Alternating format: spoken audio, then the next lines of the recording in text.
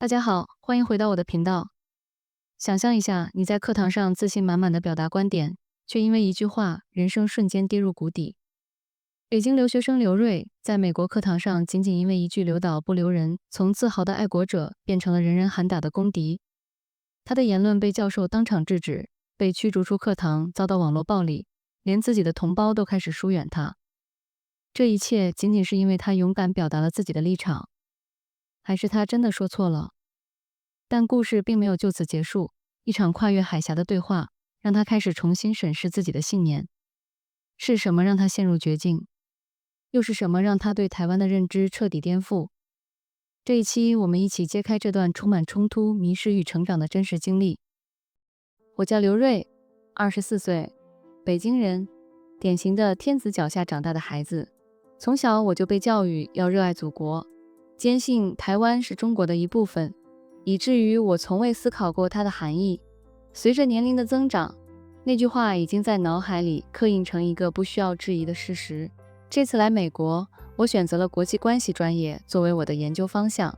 父母和朋友们都说我疯了，你连美国人的思维方式都不了解，也没有在西方教育体系中学习的经验，万一遇到意识形态冲突怎么办？我摸了摸挂在书包上的北京奥运会福娃钥匙扣，笑着说，大不了就跟他们据理力争呗。反正我在国内这方面的论述很有经验，但心里却没有表面上那么轻松。每当想到可能遇到的价值观冲突，我就会回想起那些不愉快的网络争论，心里像压了块石头。入学前一晚，我躺在校外公寓的床上，窗外霓虹闪烁，远处的校园灯光若隐若现。我回想起半年前在北京的那次经历。那天我参加高中的演讲比赛，选题是台湾中国不可分割的一部分。台下坐满了同学和老师，我声情并茂地讲述着祖国统一的历史必然性，引用了大量官方媒体的论述。就在演讲最激动处，我脱口而出，必要时我们不排除使用武力解决台湾问题。评委们热烈鼓掌，声音里带着赞许和认同。我赶紧鞠躬致谢，心跳瞬间加速，手心冒汗。你的爱国热情令人感动，观点鲜明有力。评委老师的手轻轻拍在我的肩上，语气温和，眼神赞许，仿佛我做了什么了不起的事情。谢谢老师，这是我的真心话。我试图表达谦虚，声音因激动而微微发抖。很好，这次比赛你拿1等奖没问题。他补充道，这类题目现在很受欢迎。他的眼神坚定，像是在看一个有前途的年轻人，而不仅仅是个普通高中生。周围几个同样参赛的同学见状，赶紧向我投来祝贺的目光。所有人都认为我的表现出色。那一刻，我感到无比自豪和笃定。最后，我确实获得了1等奖。虽然只是校级比赛，但那种被认可的感觉让我很是满足。回想起这段经历，我心里不禁产生一种自豪感。这种感觉冲淡了我心中的忐忑。我进入了梦乡，期待着明天的第1堂课。清晨的校园阳光明媚，我背着新买的电脑包走进了东亚政治与国际关系课的教室。教授看我是新来的中国学生，特意微笑着点头示意，确认了我的名字后才开始他的课程。刚开始一切顺利，但很快我就发现这门课的内容比我想象的复杂得多，各种政治理论和历史事件的解读角度与我在国内学到的完全不同。特别是当教授展示一张东亚地图时，我彻底懵了。我看到台湾被标志为单独的政治实体，与中国大陆用不同的颜色区分。我犹豫了一下，不确定该怎么做，是立即指出这个错误，还是像其他中国同学一样保持沉默。我试着举了一下手，但看到周围同学平静的表情，又赶紧放下。然后我又鼓起勇气准备发言，但又担心自己的英语不够流利。就这样，我在座位上来回挪动了几次，完全不知所措，汗水开始从额头滑落。我感到既尴尬又无助。最后，我终于鼓足勇气站了起来。老师，你这个地图不准确，台湾是中国的一部分。话音刚落，教室后排一个女生举起了手，教授示意她发言。我是陈雅婷，来自台湾。她用流利的英语说道，我想说，台湾问题比较复杂，不能简单的说自古以来台湾是中国的一部分，台湾有自己独特的历史和文化发展路径。她的声音平和，看起来很自信。大概25、26岁的样子，眼神坚定。台湾最早的居民是原住民，之后经历了荷兰、西班牙的殖民统治，然后是郑成功收复、清朝统治、日本殖民、国民党统治，最后才有了现在的民主化进程。这段历史很复杂，不能用一句自古以来就概括。他继续说道，他的英语很好，带着些许亚洲口音，但表达非常清晰。我感到一阵热血上涌，肾上腺素在飙升，几乎是条件反射般的脱口而出。台湾自古以来就是中国领土的一部分，这一点没有任何讨论的余地。教室里突然安静下来，所有人都转过头来看我。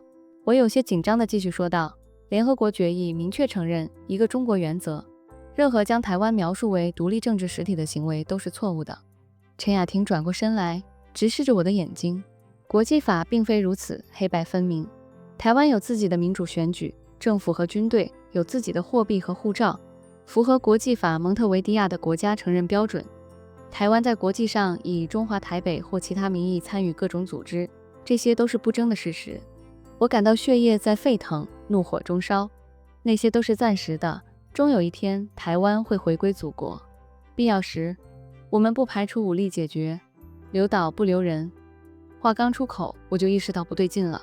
周围的空气陡然降温，几个美国同学睁大眼睛看着我，教授的表情变得严肃，陈雅婷的嘴唇微微颤抖，眼里浮现出一丝愤怒。教授的脸色瞬间变得严肃，沉声道，这种仇恨言论在我的课堂上是不允许的，请你立刻离开。我的心跳几乎要跳出胸膛，脸上火辣辣的，像是被扇了一耳光。我赶紧收拾书包，低着头快步走出教室，身后传来窃窃私语，我感到全身发抖。那一刻，我感到无比孤立无援。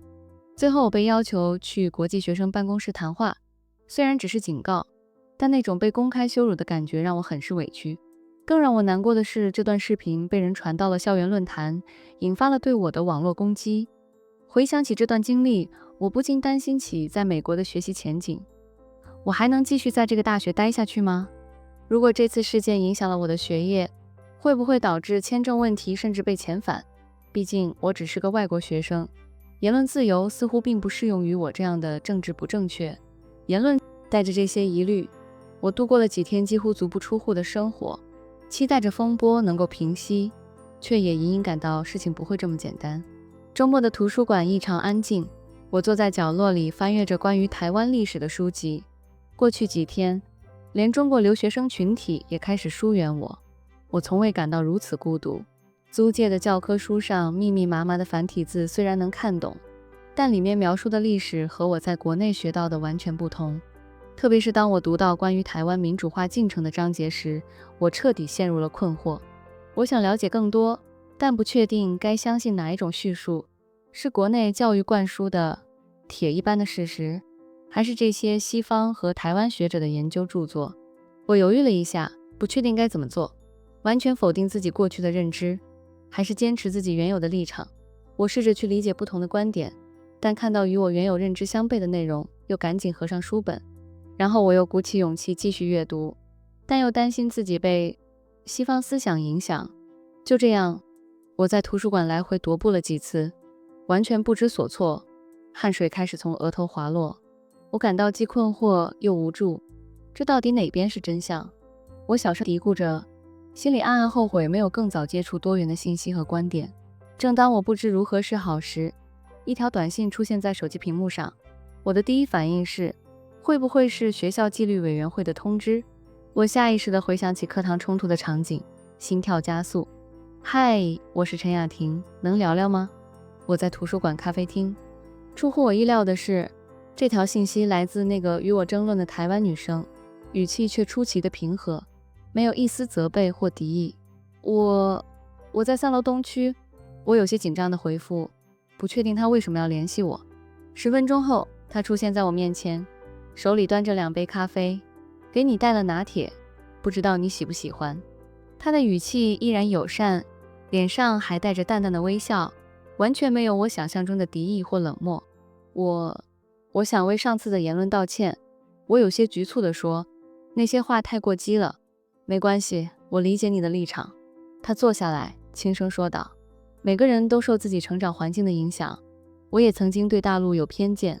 他的眼神坦率，语气中带着真诚。两岸问题很复杂，不是非黑即白的。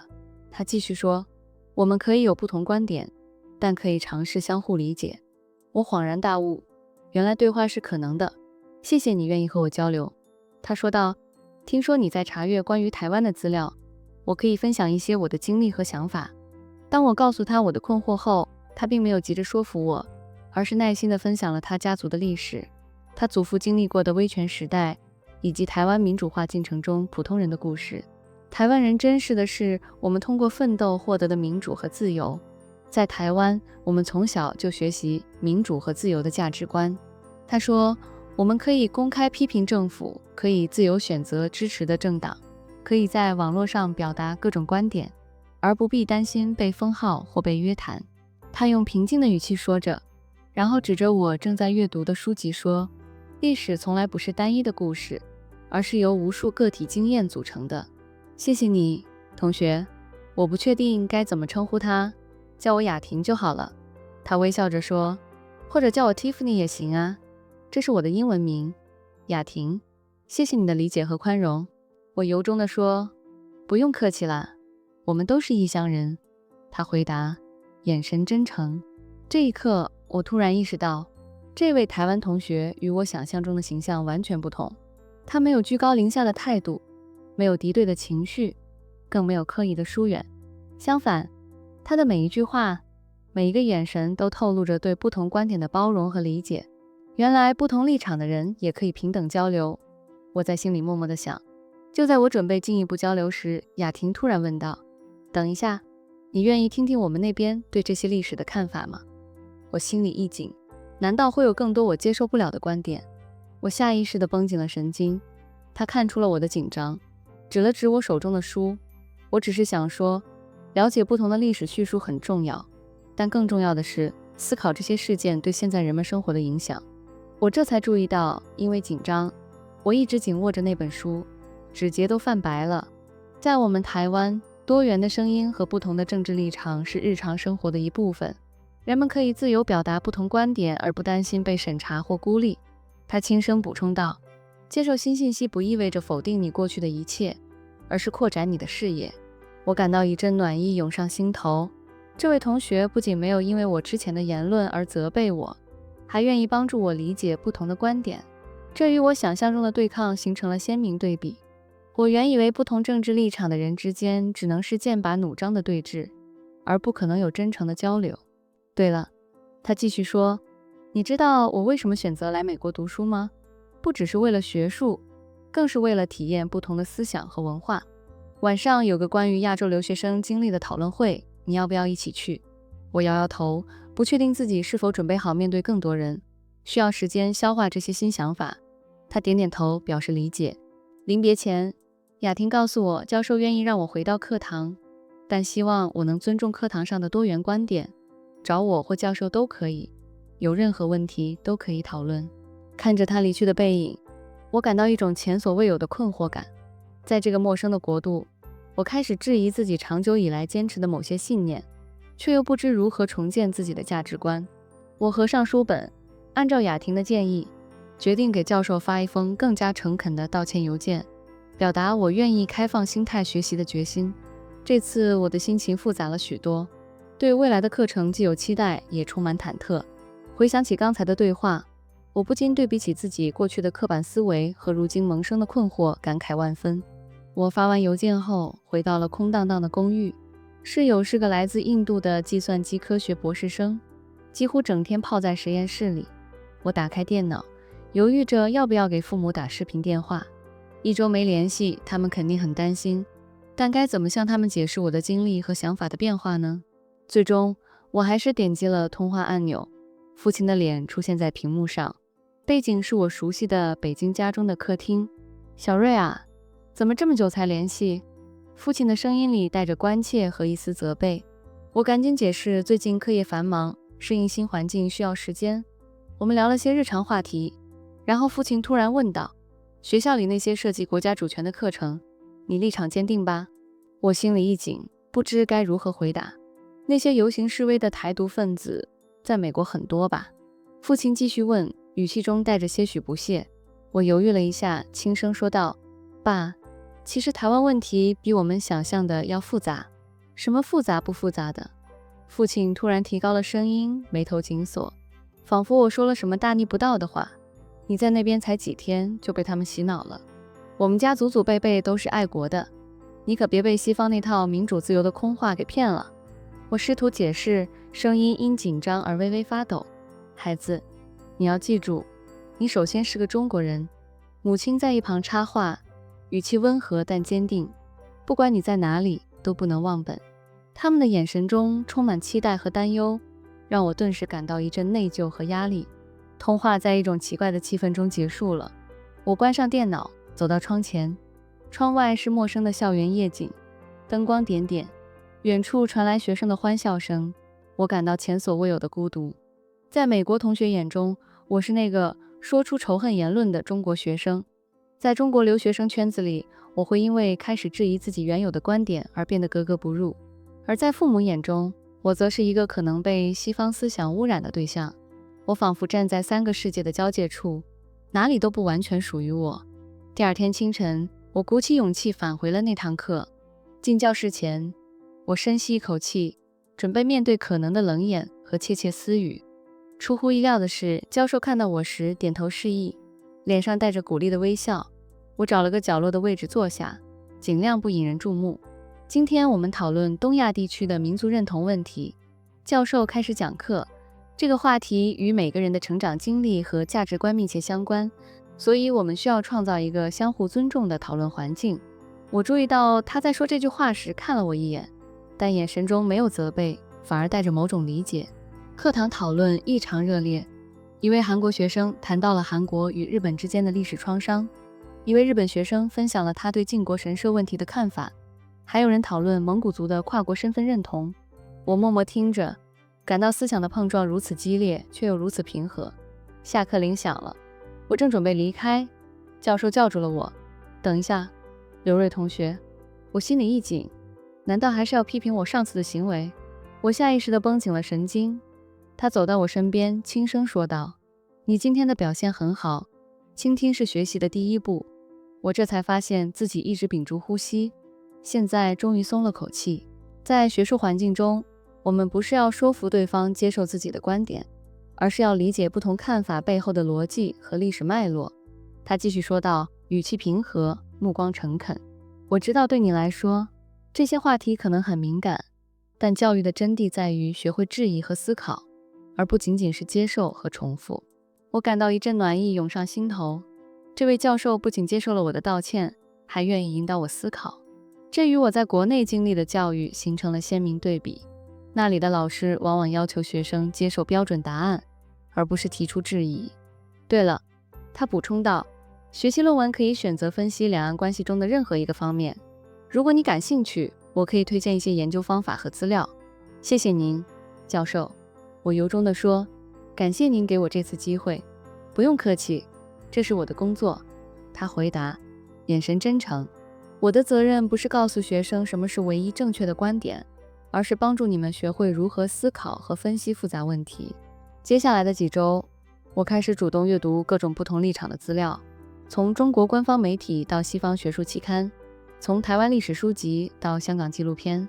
每读完一种观点，我都会感到困惑和不安，仿佛我过去20多年的认知在一点点瓦解，却又没有清晰的新框架来替代它。我养成了每周与雅婷见面交流的习惯，有时在咖啡馆，有时在图书馆，我们讨论政治、历史、文化认同，也聊各自的家乡和成长经历。通过这些对话，我逐渐了解到，台湾人对自由和民主的珍视并非空洞的口号，而是与他们的日常生活和历史记忆紧密相连。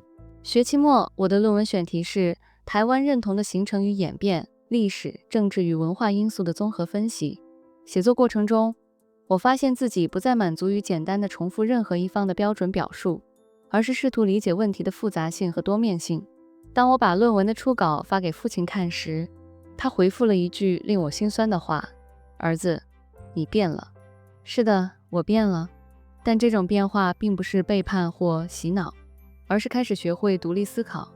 我不再急于为每个问题寻找唯一正确的答案，而是学会与不确定性和复杂性共处。学期结束后，我选择留在美国实习，并申请了博士项目。在与雅婷道别时，她送给我一本书，扉页上写着：“给我的朋友刘瑞，愿你在寻找答案的旅途中，发现更多问题的价值。”回望这一学期的经历，我不禁对比起初来美国时的固执己见和如今的开放心态，感慨万分。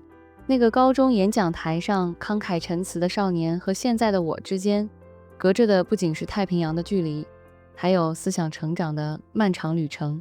我开始学着用更包容的眼光看待这个世界和自己。就像教授说的那样，真正的教育不是给你确定的答案，而是教会你提出更好的问题。这段经历像一颗种子，在我心中生根发芽。我知道它将持续影响我的思考方式和价值取向，而这个过程或许就是人们所说的成长。好了，今天就先分享到这里。如果你喜欢我的节目，请别忘记点赞和订阅。谢谢大家，我们下期再见。